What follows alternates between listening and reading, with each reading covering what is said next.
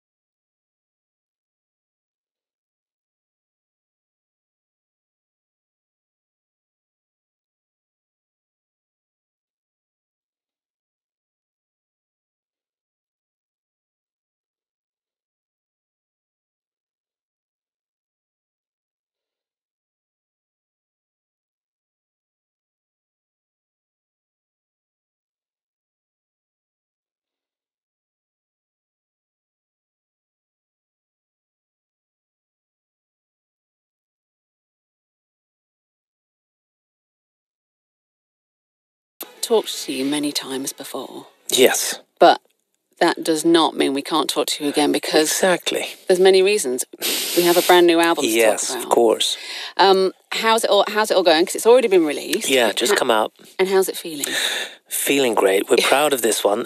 For some reason, since Bag of Bones, we did Bag of Bones with Kevin Shirley, and then we did War of Kings with Dave Cobb the first time with Dave, and now Walk the Earth in Abbey Road with Dave Cobb. These 3 records just feel special to us. It's like we're flowing a bit. We're experimenting. We have the experience now since all the live gigs to just let loose and try ideas. On Walk the Earth, we've tried stuff that we've never done before, that we never would go near. They're not within our parameters, but now we've done it, and we feel proud of it because we take new turns and twists and turns, and we're really proud of this record. Well, we're going to listen to some of your favourite rock tracks during this hour. We'll also talk a little bit about Europe and the backstory for people who don't know it, and also talk about the making of Walk the Earth. We'll do that a little bit later on. Before we do all that, though, at what point did you go, I'm going to be a singer? Probably very young, listening to radio. I was growing up outside Stockholm. Radio was probably the best forum for music. TV was okay. I sometimes sat with a tape recorder and recorded stuff on TV because I knew I wouldn't hear it again. But radio, hearing songs like Space Oddity with Bowie on the radio, hearing Elton John on the radio. My sister was 4 years older. My parents got her a stand-up piano and a guitar because they thought she would be into music and playing. She did for a while, but I picked it up, and my parents didn't know. They didn't have a clue. All of a sudden, I was sitting before and after school playing guitar and piano, just trying to emulate what I heard on the radio. So, but that was the early days, and Motto Hoople and Slade maybe very, very early. But then it's just changed with Thin Lizzy, Deep Purple, and Zeppelin, and UFO. UFO was quite a big revelation for me. Meeting John Norum and listening to all those records, starting Force, and I met John when he was 14. I was 15. I saw him play when he was 14 years old. So it was the late 70s when you and John got together. How did you know that it was the right band? Because you all came together quite quickly. Yeah, me and John anyway. We found each other. We've seen each other in different bands. Upplands Väsby, where I grew up, was kind of a musical place. Yngwie lived there a long time. Candlemass Leif lives there. There was a lot of bands, and there was small festivals here and there that I snuck out in the middle of the night from my parents to go and, to have a view at. There was some musical thing going on there. So Mick Michaeli was in a band called Avalon. John Norum was in a band called WC. I was in a band called Blazer and Roxanne, and we're all playing, and I just heard about John. I just heard about him and his band. I went to see them, and then that was it, really. And then he saw me play. I played guitar or bass and sang in a band, and he saw me, and it was like he loved what I was doing. So that's how it started, and it was that chemistry that started. We started hanging out together, going to shows together. And John Levin, the bass player, was a good friend of John Norum's. They'd known each other even longer, I think.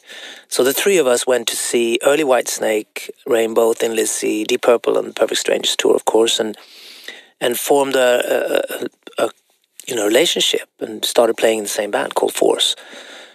That's how it came together, and the drummer was a big Thin Lizzy fan, the first Europe drummer, Tony Reno, and he had Thin Lizzy on his jeans jacket, jean jacket, and he was introduced to all that stuff, and him and me went to see Thin Lizzy at Hammersmith. I think it must have been 81. Took the boat 24 hours and to see them at Hammersmith Apollo. Well, we're not going to play any Thin Lizzy, but we are going to take a track one of the first track that you've chosen now. I'm actually going to go with Neon Nights from Black Sabbath. Why this one? Oh, you picked that one, yeah. Oh man, he's got such a great drive. It's one of my favorite Black Sabbath tracks, and Dio, of course, the first album. This album was so important to us because I remember me and John Norum walking around in the suburbs just talking about it, singing the song together. Sing me a song, you're a singer. But Neon Nights is the one that sort of prevailed for me. That's still vibrant. It's got a great drive. The vocals great. It's heavy. It's dark, melodic. I love it. It's a great track.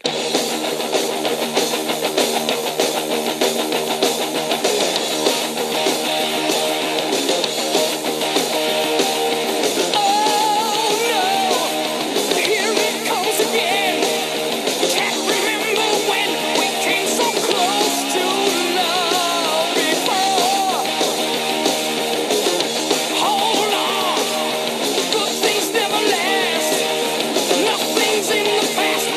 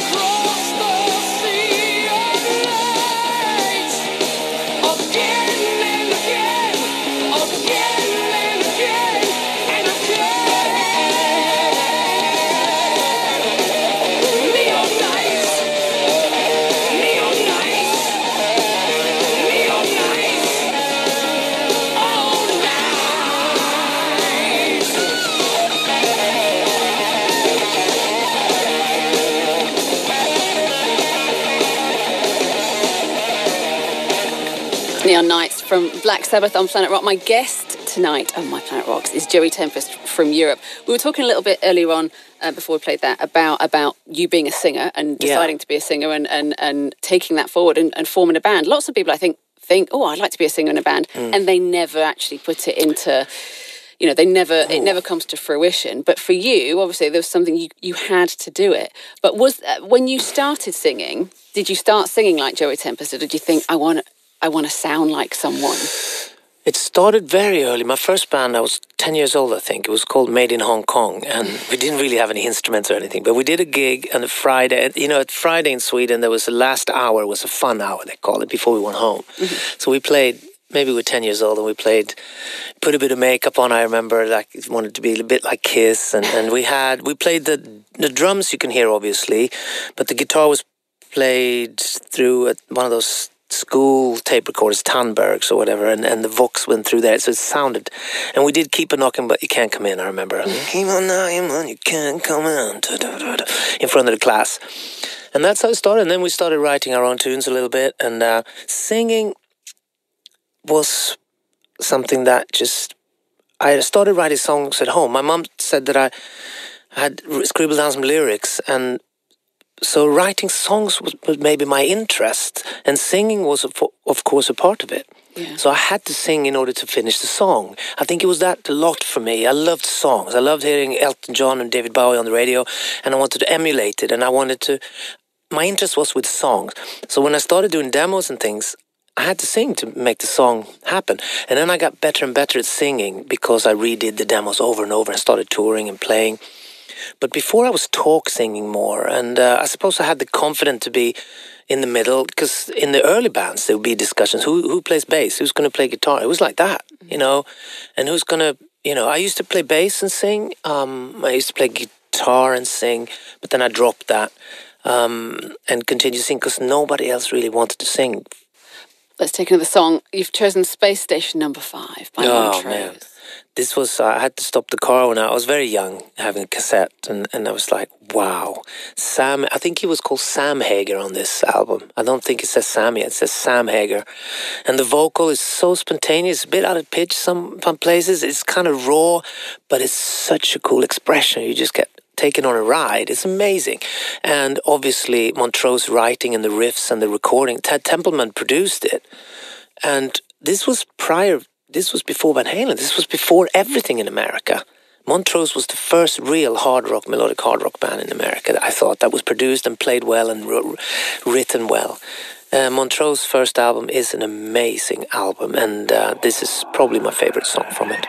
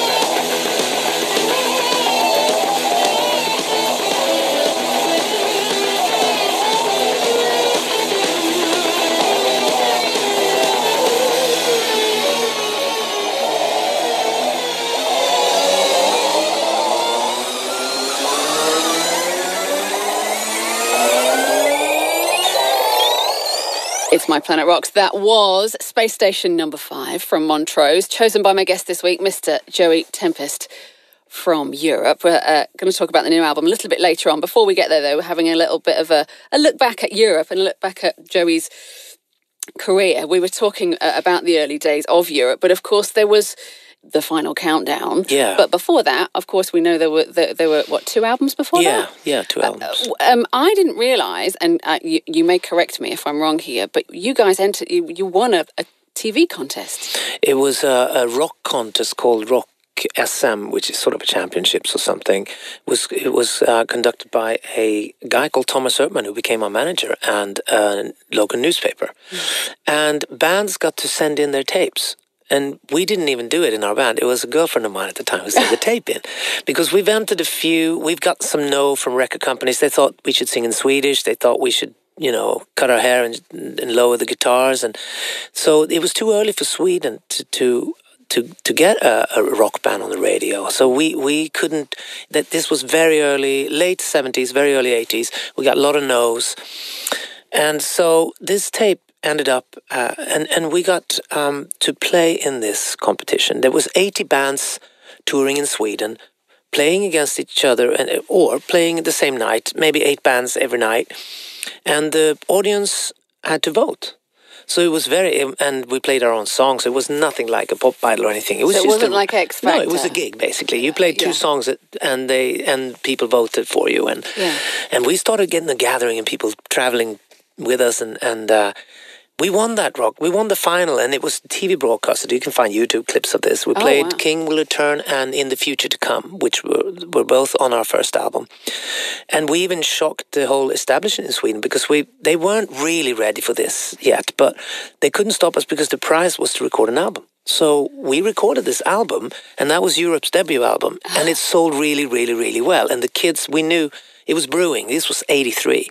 We'll talk a little bit more after we've played another of your tracks. We're going to take some Aerosmith next, and you've picked Nobody's Fault. I mean, Aerosmith, what a band. What a band. You have so much to choose from. I know, it's so much to choose from, but this is probably my favourite Aerosmith song. It's a bit different, it's a bit heavier, it's a bit darker.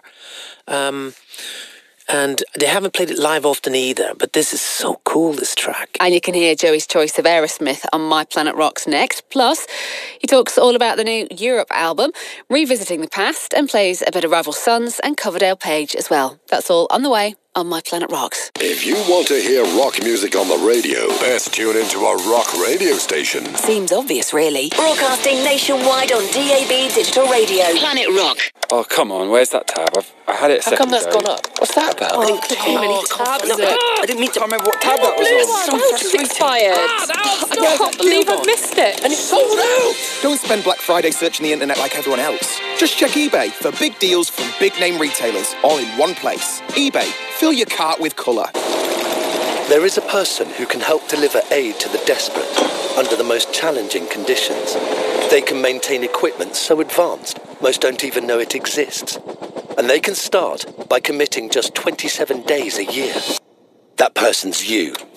As an RAF reservist, you'll receive world-class training to develop new and existing skills. And you can do it all in your spare time. Find your role as an RAF reservist. Search RAF Recruitment now. You want to see my call, my ID?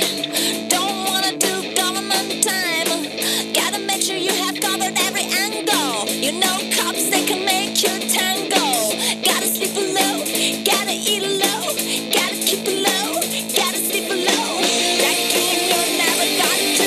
Bogdana Shivers, White Elephant. White Elephant, the new single by Bogdana Shivers, available for download now. The biggest ever Black Friday event at House of Fraser. Shop today and save up to 70% on selected linear luggage. In-store and at houseoffraser.co.uk. Exclude selected lines. Don't miss Suburbicon. It's wildly entertaining, hilarious, 5 stars. Is that right? Yeah. Directed by George Clooney. This is a safe place. It was. Starring Matt Damon, Julianne Moore, and Oscar Isaac. This case here, this one stinks. Suburbicon. In cinemas November 24th. Rated 15. Imagine a gingerbread man lying on the floor in a submarine. Got it? Because that's how low our lowest monthly price is on the LG bundle from Tesco Mobile. Get Get an LG K8 with a free wireless speaker, 500 megabytes, 500 minutes and 5,000 texts for only £11.50 a month. With great deals like these, we've got something to make everyone smile. Pop in store or go online. Smile. You're on Tesco Mobile. Ends November 19th. Requires a 24-month contract. Standard UK landlines and mobiles includes EU roaming. T's and C's at tescomobile.com. More of the world's greatest rock. After the latest travel update, next. Planet Rock. Alice has just got herself the cap and track tariff from E.ON, so she's got one less thing to think about. Lovely. Her energy costs are capped below the average market price. And if the market price goes down, hers will too. Oh, that's the stuff. Give yourself one less thing to think about. Discover the right E.ON tariff for you today. Search E.ON Energy now. Residential customers only. Prices reviewed quarterly and based on off-gem typical domestic consumption at medium use. Eligibility criteria apply. Planet Rock Travel. There are long delays on the M25 clockwise between junction 16 for the M40 and 17 for Maple Cross. One lane is closed after an accident.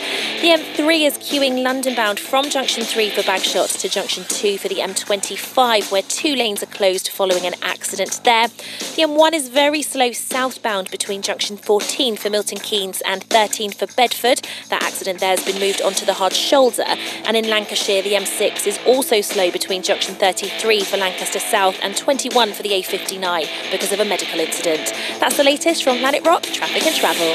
Planet Rock Travel. My Planet Rocks on Planet Rock.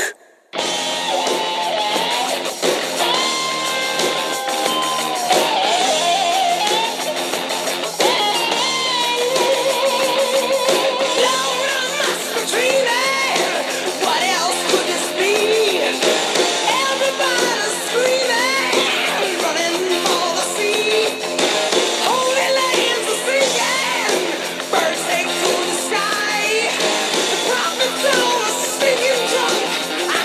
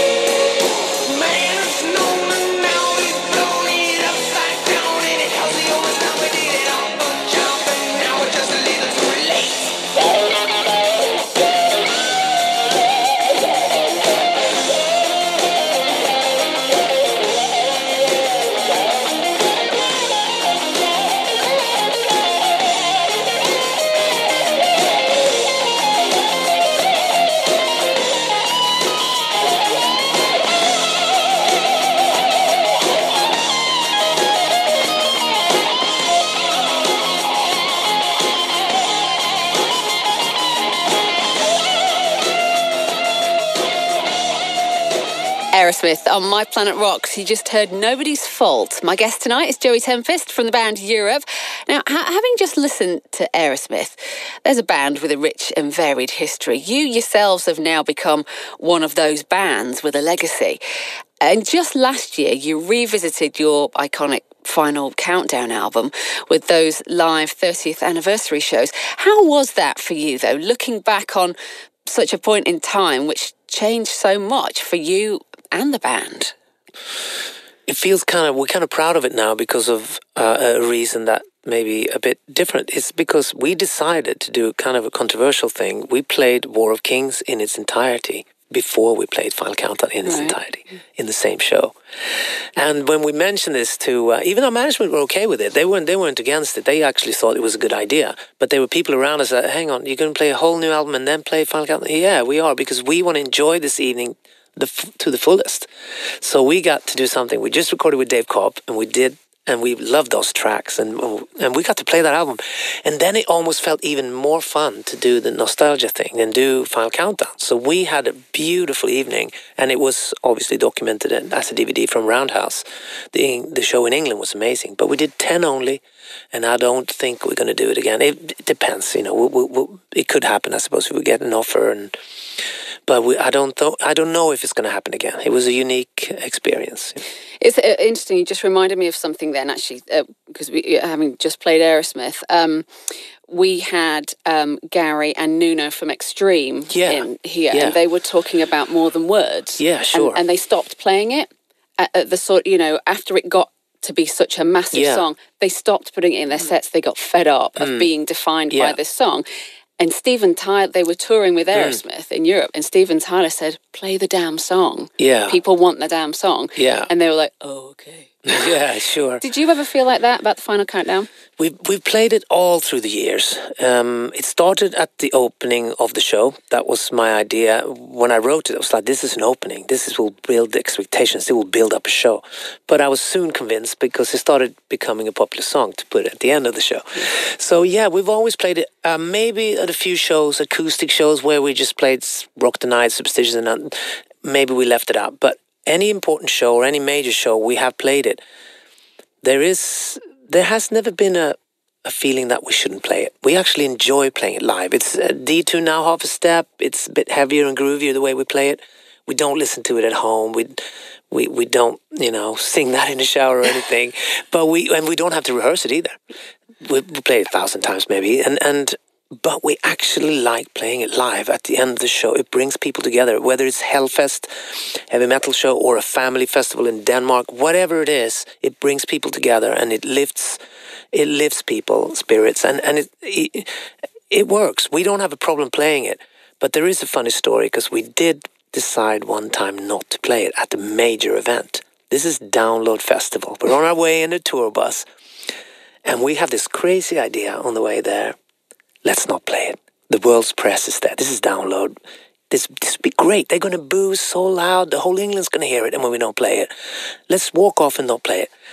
The funny thing is, Norum is a bit sort of he's like, no, maybe. And the other guys, yeah, let's go.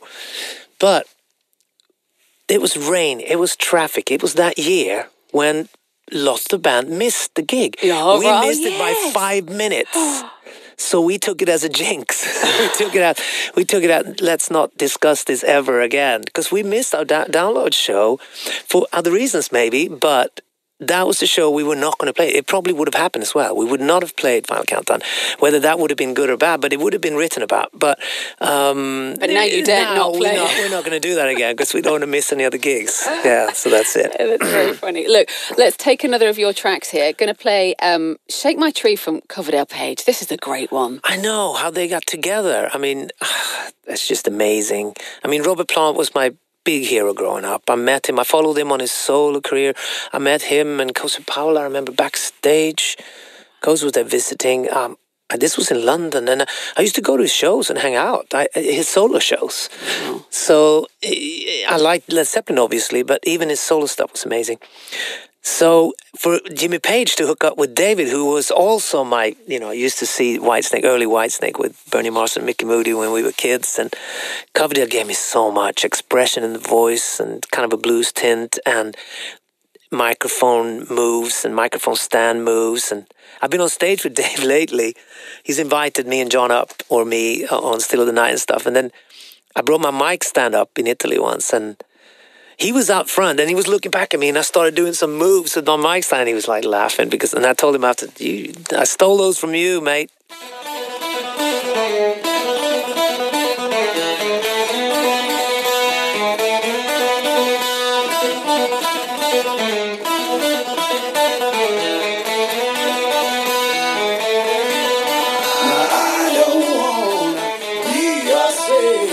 You're trying to drive me to a higher grade. All I ever hear is that you live and breathe for me, but all you ever do, baby, is shake my dream. But you keep on pushing, baby, like you've never ever been in love before.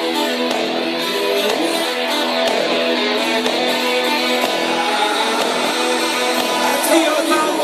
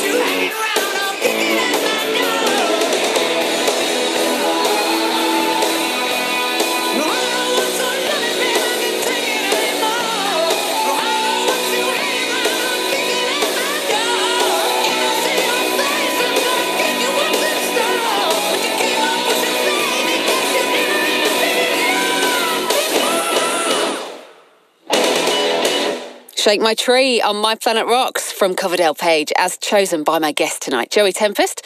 Now then, we're going to play some Rival Sons for you next, and I'm guessing the link there is producer Dave Cobb, who worked with you on your new album, Walk the Earth, and the previous Europe album as well, and he also produced Rival Sons. Exactly.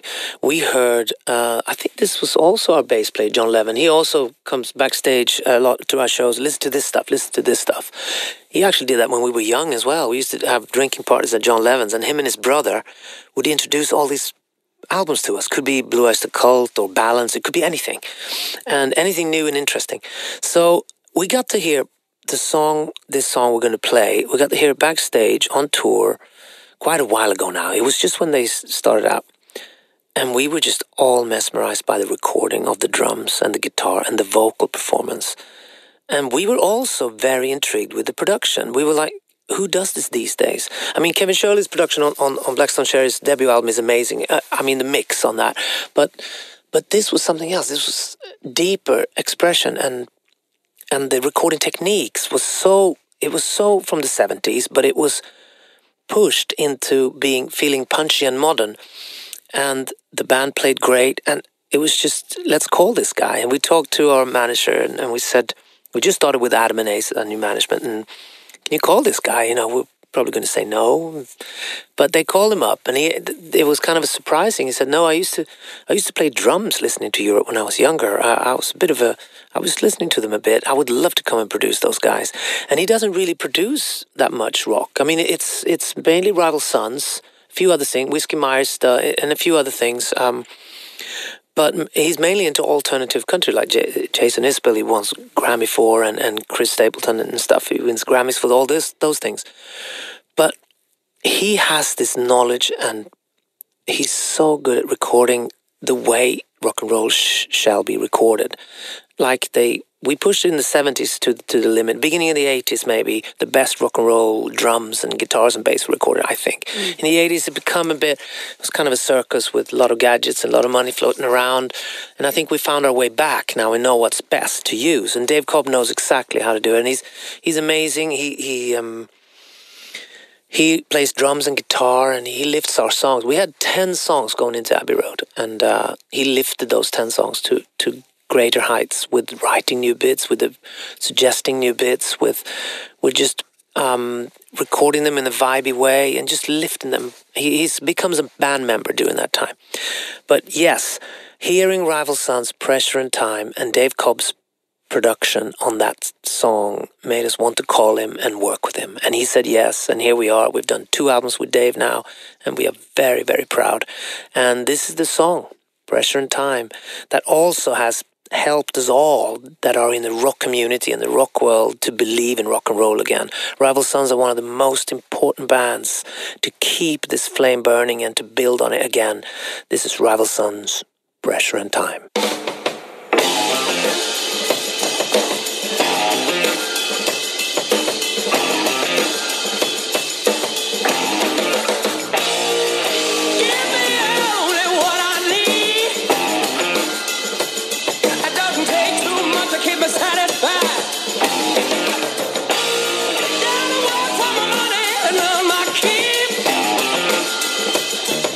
Hunger's got a way to take my man's pride.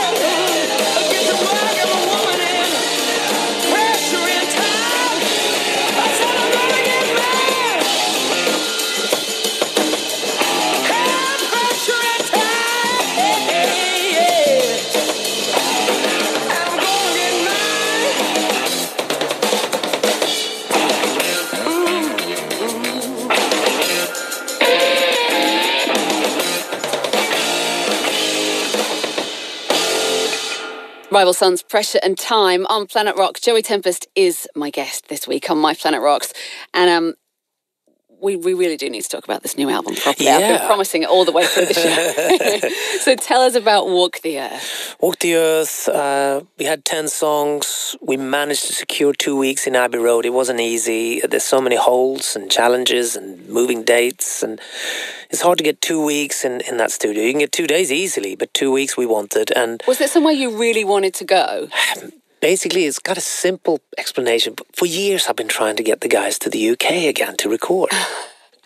I've been trying to lure them with Peter Gabriel's studio in Real World, with Mark Knopfler's studio in Chiswick. I've been trying everything. No, it's more economically viable if you come to Stockholm, or we do it there, or you come to us.